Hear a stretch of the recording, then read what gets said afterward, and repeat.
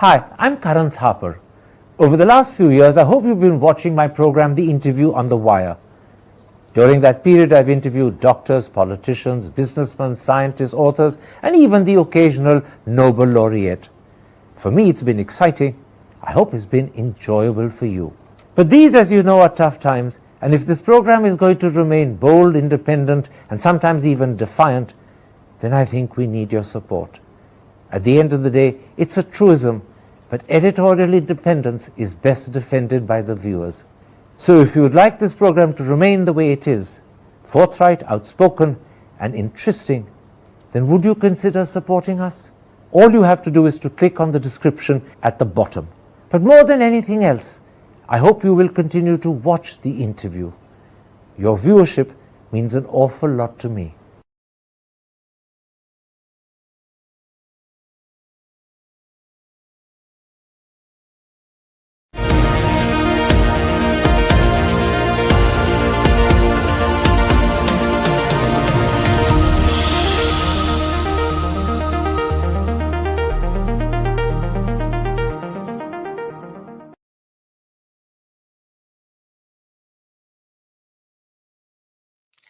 Hello and welcome to a special interview for The Wire. Exactly a month after the Pahalgam terror attack, we addressed two key questions. Has India deterred Pakistan, or do we have reasons to be doubtful? And second, if conflict were to resume, what sort of military help can Pakistan expect from China, and how much of a difference could that make? My guest today is the editor of Force magazine, and he spent a lot of time thinking about these questions. He's recently gone public with his conclusions, and joining me now to share them is Pravin Sawhney. Pravin Sawhney, in a video you released on Tuesday, you asked the question, has India deterred Pakistan? And you answered by saying no. You said this is because Pakistan is not alone, it's supported by China, and together they are not deterred. Can you explain that point more fully, please? Thank you, Karan, for having me on your show. Yes. See, everything started on the 5th of August 2019 when the Modi government revoked 370 and 35A articles from Jammu and Kashmir. Now, that is what brought China and Pakistan in a military embrace publicly. They already were helping, China was always helping Pakistan, but this was a very public thing that happened.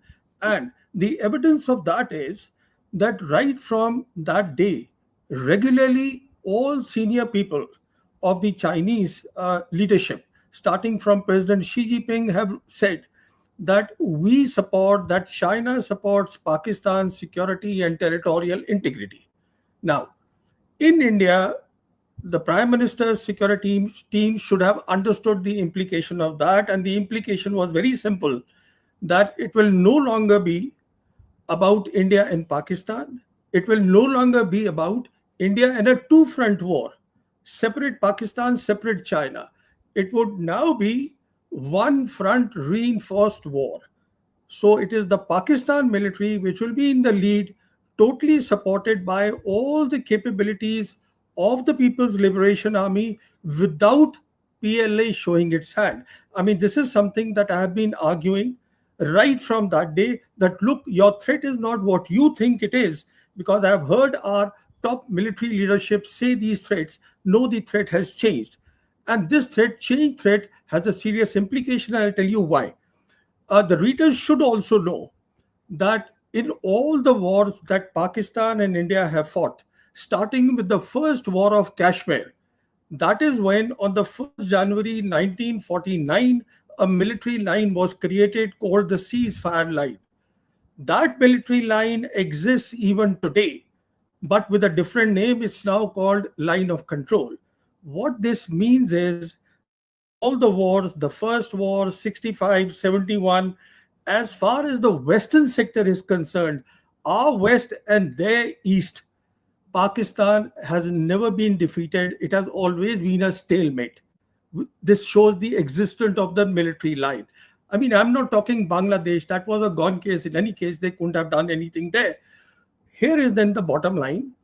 If it has always been a stalemate, now you have created a situation where the cutting edge military of the world today, the PLA, will be backing Pakistan. So your viewers can well imagine the threat that today India faces. So, in a nutshell, when India takes on Pakistan militarily, it is in fact taking on a combination of Pakistan and China. And that is why you believe Pakistan has not been deterred by Operation Sindoor, because it knows that it has full Chinese support with it.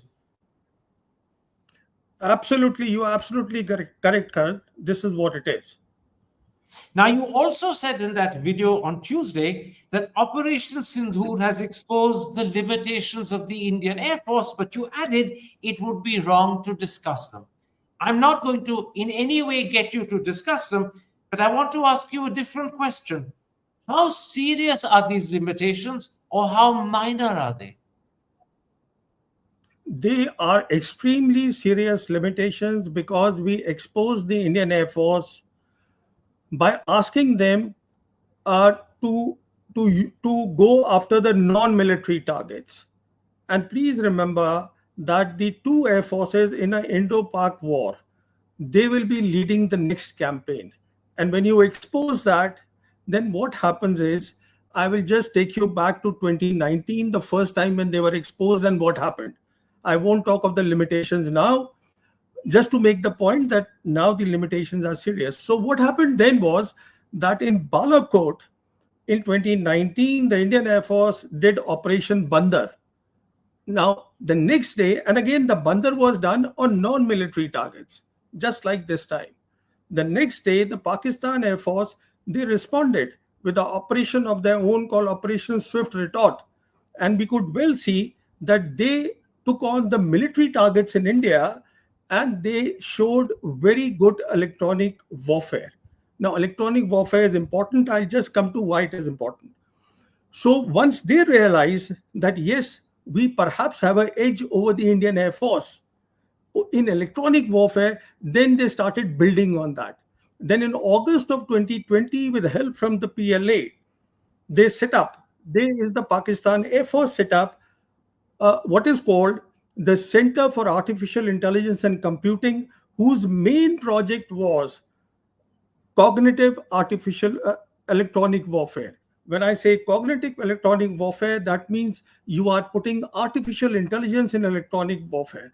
And what that means is they've been working on that for the last 4 years. What this means is, very briefly, what is electronic warfare? Electronic warfare is that all the military communications which are done, they are done in the radio wave. There are radio waves in the electromagnetic spectrum, they are done there. Now, electronic warfare is that capability to jam those radio waves. So now they have taken it to a next level where it is AI and electronic warfare, which is huge. And this is the reason that in the present one, in 2025 in Sindoor, electronic warfare today is the centerpiece of their warfare. All this has happened. I'll come to 2025 in a moment's time, but let me underline for the audience that what India revealed as a vulnerability in Balakot in 2019 is that the Pakistanis have an edge over us in terms of electronic warfare. And over the next 5 years after 2019, as you said, Pakistan went out of its way to enhance that edge and give themselves that advantage. And now let's come to 2025 in the light of the advantage Pakistan gave itself. You said during the 4-day war that's just ended, electronic warfare was central to Pakistan's multi-domain operation. You said it meant they had electromagnetic dominance by radar technology. You said as a result, every Pakistani aircraft knew what is going on and where it was happening. And you added this was a big thing. It was extremely unfortunate for India. Can you explain that point more fully? Yes. See, these are 3 points really, and I'll just tell you where they come together. One is the multi-domain operation. Multi-domain operation, what it means is that all their fighters, which used BVRs, beyond visual range missiles, the fighters were not by themselves. They were backed by a digital ecosystem. A digital ecosystem comprising of their satellite assets, airborne assets, ground assets, everything linked by the data link 17. What this means is that the pilot who was sitting in that aircraft, in that fighter with the PVR missile, he actually had complete situation awareness. He knew exactly what is going on where. It is a huge advantage. You see, when you have this sort of a digital ecosystem backing you. Now, the second point is about, yeah, please, you have something, I you was just going asking to ask, something. would the Indian pilot on the Indian side have had the same situation awareness, or was our situation awareness a lot less than the Pakistani? Karan, I won't like to comment on the Indian side. I would like to restrict myself to the enemy side. That is better. We should not talk about our limitations. Okay, So I one fully is that understand. they had And I think the multi-domain. implication of what you're Yeah, saying is clear. Let's leave it there. Carry on. Please carry on. yeah. I mean, the discerning people know what I am talking about. They know exactly where Indian Air Force is and where Pakistan Air Force is. Now, so this is one advantage they had. Second, I said radar technology. Now, radar is a very interesting technology. Radar basically is an acronym for radio detection and ranging. This is what radar is. What this means is that the radio waves, they have very long, they can travel long distances. They are electromagnetic waves, long distances at the speed of light. So they travel. And whenever they come or they are stopped by a foreign object, let's say a hostile, a enemy aircraft, then they reflect, they bounce back from there. When they bounce back and the same comes back, those radio waves, the pilot can know exactly what is the location of the hostile aircraft. It knows exactly all the parameters. So if you have good radio technology, what that means is you can pinpoint where exactly the enemy aircraft is. So I first said that this guy is backed by a digital ecosystem. Then he has a powerful radar. For example, J10 has a very powerful radar. More powerful radar means the waves will go longer distance and they'll be powerful and they'll bounce back also, there'll be clarity. So that is the second part. The third part is, as I said, they are already in electronic warfare at another level, a level because of the institution that they created, which is Center for Artificial Intelligence and Computing. So they have very good electronic warfare also. So what we are talking at the end of the day is, we are talking two things. We are talking of the pilot who can fire the beyond visual range missile accurately with help of the digital ecosystem. And we are talking of electronic warfare, as I said, is the centerpiece of their warfare. Good electronic warfare, which can do the jamming of the systems of the enemy aircraft. You jam the system and you fire the BVR missile. This is what we are looking at. All right. Against that background, Pravin Sawhney, let's come to the second part of the video you released on Tuesday. You said that at the moment, the conflict between India and Pakistan is on pause, but you believe that pause will be lifted by Pakistan, possibly in 6 months, maybe in a year, which is, you said, the length of time Pakistan needs to fill their own operational gaps and to prepare for what you call a hot war. Let me first ask, how confident are you of this assertion that Pakistan will resume conflict in 6 or 12 months' time?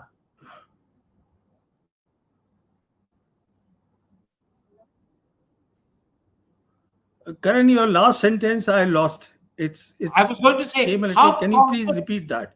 Your last happily, sentence.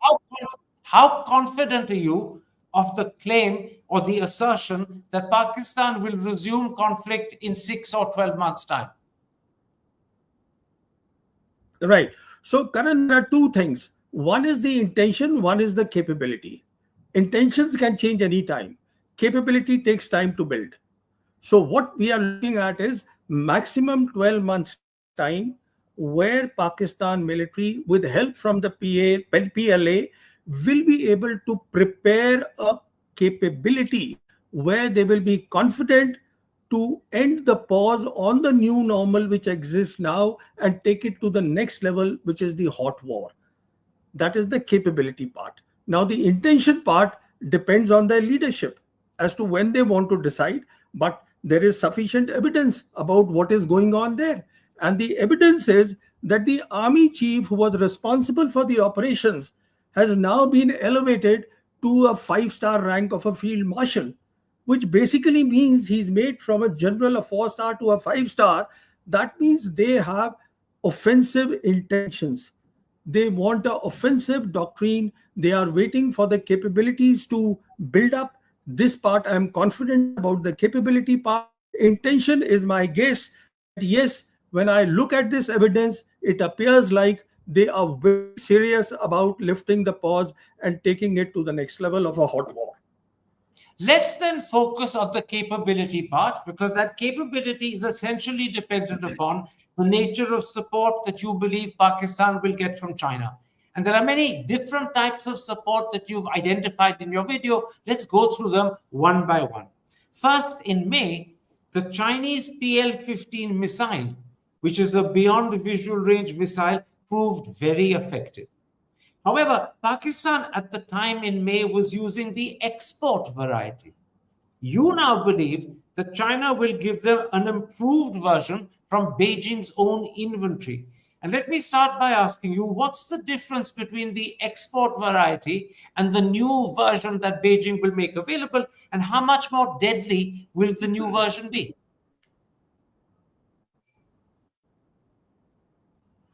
Karan, now we have a update, a news update has come, and the news update is that immediately after Pahalgam on the 22nd of April, for the first time, the Chinese, which normally give the export version, which is a watered down version of their equipment, they did not give the PL-15E. E is the export to Pakistan. They instead gave PL-15, which is their own version, to Pakistan. This news has come.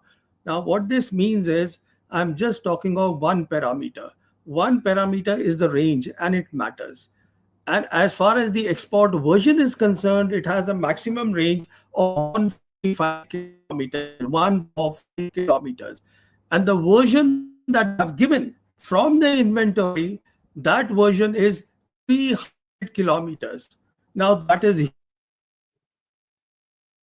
Let me a just very clarify for good the audience. You radar. frozen. Forgive me interrupting. Let me just clarify, because part of your answer froze. The range of the export version is 145 kilometers. The range of the in-house version that Beijing has given is 300 kilometers, i.e. slightly more than double.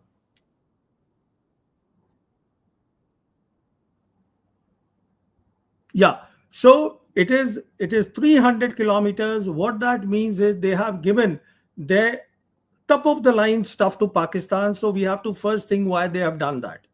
Now, the key part here is answering to your question is, as I said, the radar of J10 is very powerful. It is a huge nose shape ISA radar, electronic radar.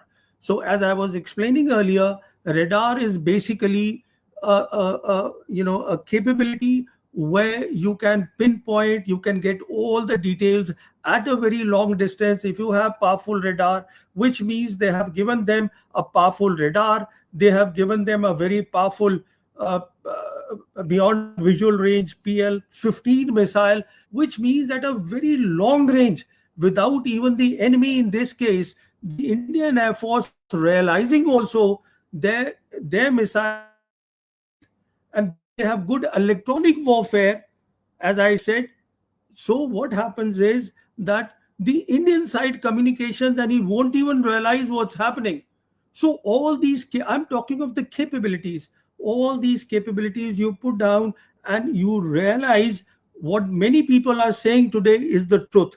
And what they are saying in the Western media is that this combination of J10 and PL-15 is a deep seek moment. Some are calling it Sputnik moment. So this is a big thing. Now, the second area where you believe Pakistan will get help and enhance its capability is to do with planes. You say they haven't as yet got the complete tranche of the J-10Cs that they've ordered, so they'll get many more. You also said they could get the J-31S, as well as you could get missiles such as the CM-400 AKG, which could be used against India's S-400. How powerful would all of this make Pakistan? See, now once again, there is news that has come that J-35A is their top line aircraft, which is their fifth generation aircraft, which is far better than J-10, which is 4 or 4.5 generation aircraft. Now, the news has come that they are supposed to get it in their own inventory sometimes this summer, but instead the Chinese have decided to first give the J-35A to the Pakistan Air Force. Their requirement of 40 J-31, which was the export version, instead of that, they will be the first ones to get the J-35A, which is the version of the Chinese inventory. That's one. Then also there is news that that top line KJ 500, which is their airborne early warning and control system, which is basically to detect missiles from the air, they are giving them that also. Now you mentioned about the CM400. They already have certain CM400. In fact, the Pakistanis are claiming that we use the CM400. Now, what is this? It is what is called air launched ballistic missile. So it is a cruise missile. Cruise means it goes at a low altitude, then it becomes ballistic, then it takes a high altitude, it goes high, and then it dives onto the target. So it's a very good capability, and this is the capability they claim we used it against S-400 of the Indian military. Now, not only that, I believe that they will also get certain electronic warfare jets, the aircraft which are only for electronic warfare. So here, Karan, is the key question that everybody should think about. Why is it that the Chinese are giving the top line equipment to Pakistan? Well, I can think of two reasons why they are doing that. One is they suddenly realized, the Chinese realized, that after this 6th, 7th skirmish that happened between the two air forces, and the Western media started talking about deep sea movement. So they thought here was an opportunity without the PLA fighting. If they give their top line equipment to the Pakistan Air Force and they fight, and their equipment gets validated in operations, that means without fighting, they create a deterrence against the Western aircraft. I mean, what a clever thing. On top of that, they are giving the top line equipment. Why to? Because what will happen is, even if there is a stalemate, let's say hypothetically speaking, there is a hot war between India and Pakistan, and there's a stalemate. Now, Pakistan, which is supposedly the underdog, I mean, it is not, but this is the thinking. Supposedly underdog, if it is able to do a stalemate, then there will be huge implications, geopolitical implications in our region, in South Asia, in Asia, in the world, for India, and all that will be to China's advantage. So see, the big advantages China is getting, which is why it is giving that top line equipment now to the Pakistan military. Pravin Sawhney, you repeatedly use the phrase giving their top line equipment. Are they giving it for free or are they selling it? Well, my assessment is they get far too much in return. They don't have to take money from Pakistan. Although certain reports are saying that, look, they will be charging them 50%. In my assessment, they don't have to do all that, because they're getting, as I said, two big things they get in return. What more do they want? Now, thirdly, you believe China will also give Pakistan access to its 470 satellites, including what's called the Yangon satellites, which would give, as you put it, complete visibility of the battle space to Pakistan, which is not available to the Indian side. As a result, Pakistan would have access to all conversations carried out by Indian Air Force pilots. If that is actually the case, would that not be an enormous assistance to Pakistan? It's a very huge thing. And why it is huge is that, first of all, because of these satellites, the number of satellites, they are ISR satellites. That means they give first of all, total visibility to the Pakistan side of the entire battle space, which is not available to the Indian side. They help the Pakistan in the targeting of their missiles. You see, Are you there, Praveen? You've broken up. yeah, am I there? You're there now. Just repeat what you were saying, please. Okay, so the satellites that we are talking about, these satellites are basically for ISR. ISR, in very simple term, means that Pakistan will have total visibility round the clock of the battle space, something that the Indian side will not have. Number two, their missiles, because they will have access to the military resolutions of of the Chinese satellites, they will be far more accurate. And coming to the Yagon satellites, they are very specific satellites which have a use in electronic warfare. I keep talking of electronic warfare because this is central to warfare. What this means is, if you can end the communications of the enemy is completely in the dark. This is the importance of electronic warfare. So what they do is, the core competency or the core thing that electronic warfare does is called ELINT, electronic intelligence. This is the core competency. And what that means is that it picks up the signals of the enemy radars, of its electronic systems, of anything that is electronics. It picks up the signals, and those signals are transferred. Now, the signals can be transferred to the ground stations through the satellites Yagon, where they can all be consolidated so that their ground station, which is to eventually take the action, know exactly what sort of radar, what frequency, what technicalities, what parameters, or what exactly the Indian side has. It's a huge advantage. Okay. Now, one You area see, where the Indians believe Pakistan is vulnerable and they had a huge advantage 10 days ago is in terms of Pakistan's air defenses. As a result, we were able to strike Air Force bases at Chaklala, Rahimi Yar Khan, Sargoda, Jacobabad, and Bolari. But you believe that if a resumption of conflict happens in a year's time, the Chinese could give Pakistan access to the HQ-19 missile system, which is the one China operates vis-a-vis Taiwan. If that were to be given, the HQ-19, how much more secure would that make Pakistan? We're losing see, you. I am not Please contradicting begin. the Indian claim.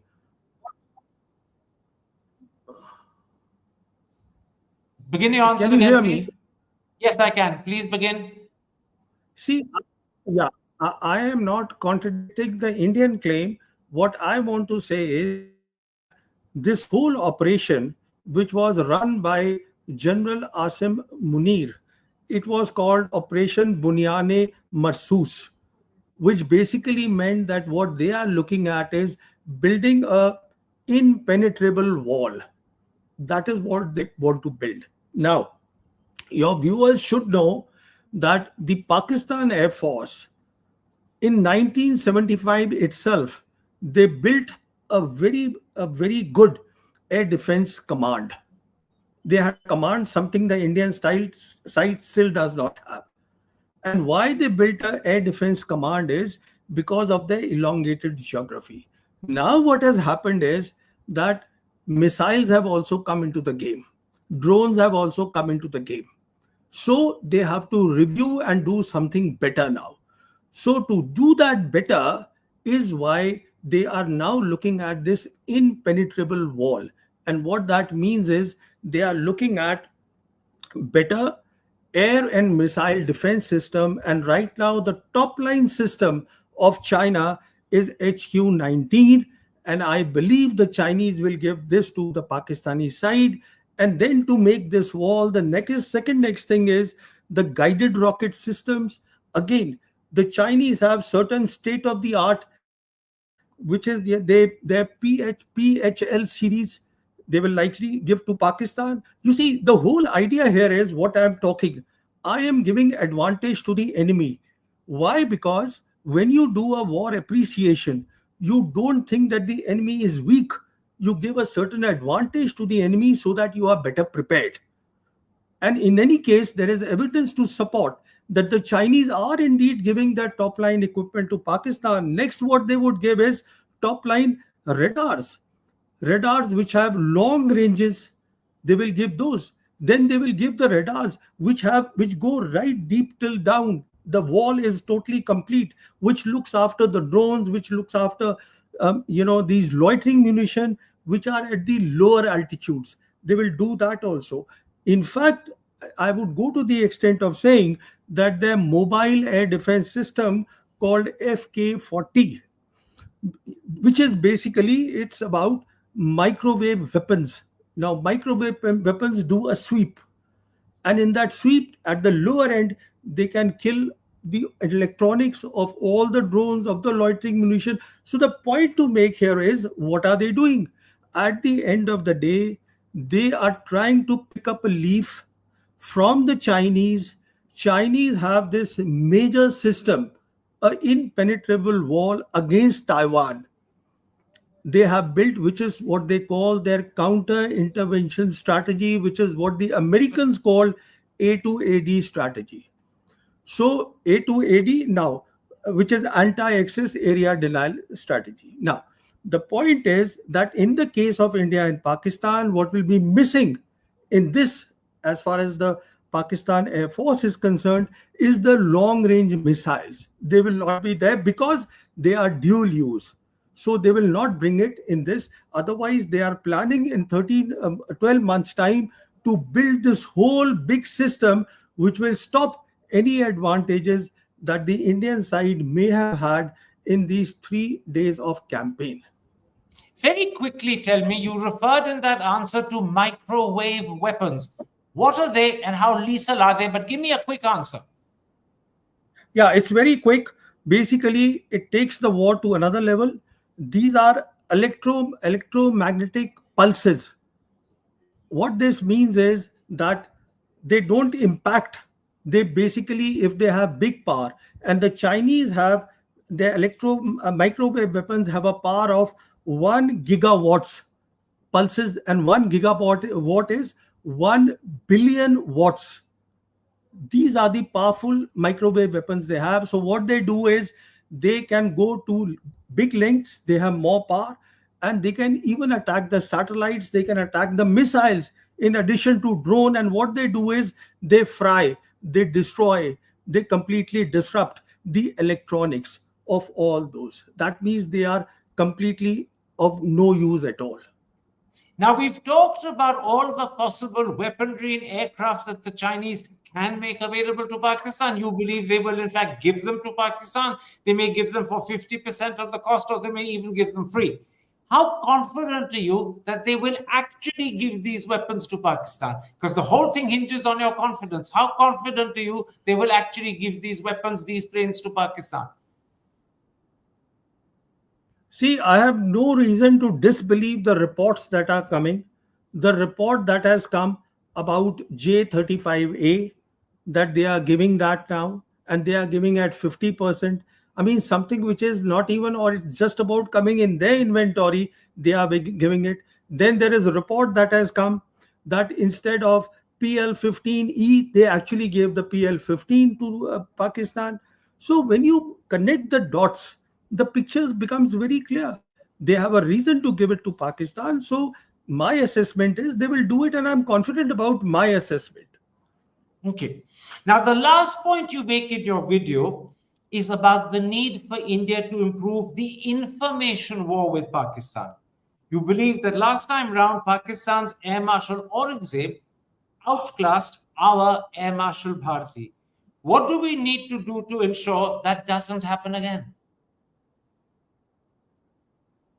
See, the first thing is that in a real war, the information war has a very big role to play because it sets the narrative.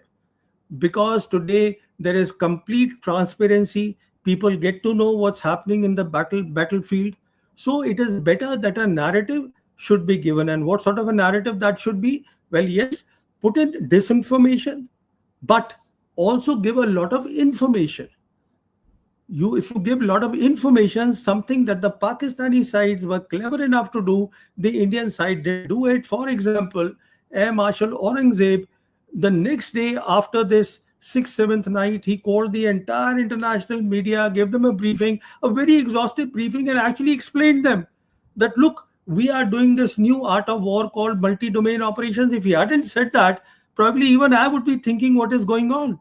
But because he mentioned that word, even I started thinking, oh God, now they are up to all these things, and all the dots connected.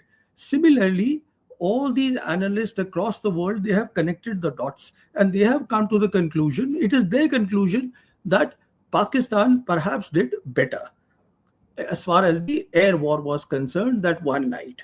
On the Indian side, Air Marshal Bharti has still not spoken because the government doesn't want to talk about 6th, 7th night. So the point here is that if you give briefings to diplomats, to the defense advisors of foreign friendly countries, or if you send out your all party delegations talking about Pakistan, talking about the terrorism, people will always have at the back of the mind that, look, your narratives don't work at all. Because that was the key narrative where we didn't speak anything, we haven't spoken, and in my assessment, we have no intention of speaking also about what happened, how the Indian Air Force fared. These are important questions. So you're making a very important point, aren't you, Pravin Sawhney? You're saying that the kinetic war is very important, but the narrative war is also equally important. Your message and your information must be delivered. It must be delivered cogently. It must be delivered effectively. And that is where Air Marshal Aurangzeb scored over us.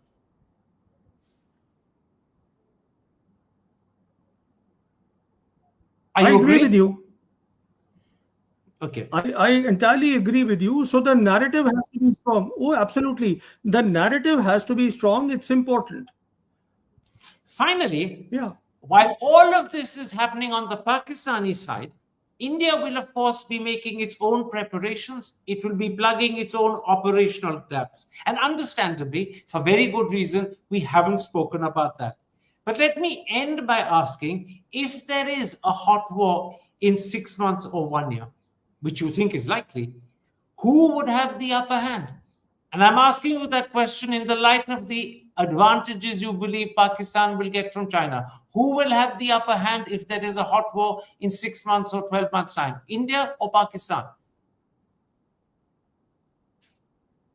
See, I have made everything very obvious. I have said in all the full-scale wars fought between India and Pakistan, there has always been a stalemate on our western front and their eastern front.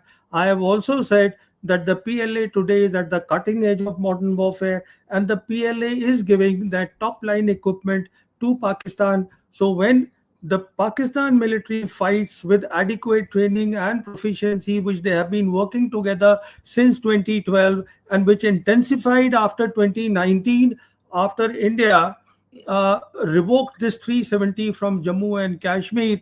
I mean, it's anybody's guess what we are talking about. But you're making it very clear from that answer what your hunch is. You may not be stating it in so many categorical, clear, and unequivocal terms, but you're pointing in a particular direction. I think that point is sufficient for the discerning. They will understand what you're saying without you having to spell it out more explicitly. I thank you for this interview, Pravin Sawhney. Unfortunately, we did have a couple of connectivity problems, but I think at every occasion you were able to repeat what you were saying and people would have heard you fully. Take care. Stay safe. Hi, yes. I'm Karan Thapar. Yeah, thank you. Over the last few years, I hope you've been watching my program, The Interview on the Wire. During that period, I've interviewed doctors, politicians, businessmen, scientists, authors, and even the occasional Nobel laureate. For me, it's been exciting. I hope it's been enjoyable for you. But these, as you know, are tough times, and if this program is going to remain bold, independent, and sometimes even defiant, then I think we need your support. At the end of the day, it's a truism, but editorial independence is best defended by the viewers. So if you would like this program to remain the way it is, forthright, outspoken, and interesting, then would you consider supporting us? All you have to do is to click on the description at the bottom. But more than anything else, I hope you will continue to watch The Interview. Your viewership means an awful lot to me.